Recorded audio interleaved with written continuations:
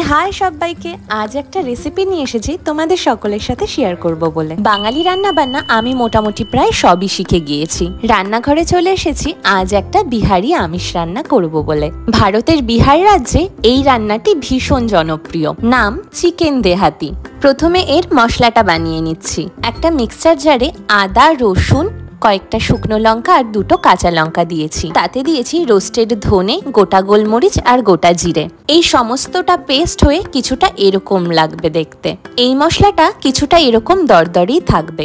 আর রান্না শুরুর প্রথমেই আমি কয়েকটা আলু ভেজে তুলে রেখেছি। আমি এখানে 1 কেজি চিকেন নিয়েছি, তাতে নুন, হলুদ আর সর্ষের তেল মাখিয়ে রেখে দিয়েছি। পুরো রান্নাটা সর্ষের তেলে হবে। তেল গরম করে নিয়ে দুটো শুকনো লঙ্কা, দারচিনি, এলাচ আর দুটো তেজপাতা দিয়েছি, আর তাতে দিয়েছি গোটা জিরে ফোড়ন। এবার এই ঝিরিঝিরি করে কেটে রাখা পেঁয়াজগুলো দিয়ে দেবো।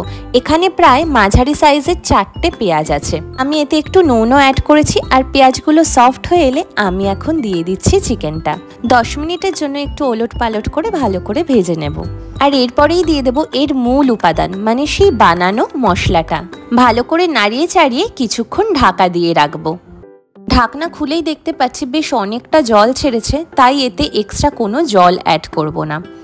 এরপর পরিমাণ মতো দিয়ে দেব জিরের গুঁড়ো, লঙ্কার গুঁড়ো আর চিকেন কারি মশলা। স্বাদের জন্য একটু নুন চিনি দিয়ে লো স্টিমে ঢাকা দিয়ে পুরো রান্নাটা ধীরে ধীরে হতে দেব।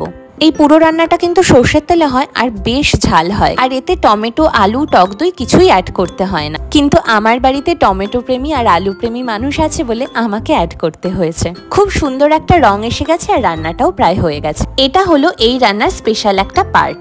4 চামচ ঘি গরম করে নিয়েছি, তাতে দেব শুকনো লঙ্কা, রসুন কুচি আর সামান্য একটুখানি হিং। এই সম্পূর্ণ ফোড়নটা আমি এবার চিকেন কারির ওপরে অ্যাড করে দেব। ব্যাস, আমাদের চিকেন দেহাতে কিন্তু সম্পূর্ণ রেডি। বিহারবাসীরা এই রেসিপিটা কিন্তু ভাত দিয়ে খেতে ভালোবাসেন। আর আলু অ্যাড করে এতে আমি একটা বাঙালি টাচও দিয়ে দিলাম। তোমরা কিন্তু কমেন্টে জানাতে ভুলো না এই চিকেন দেহাতি রেসিপিটা তোমাদের কেমন লাগলো।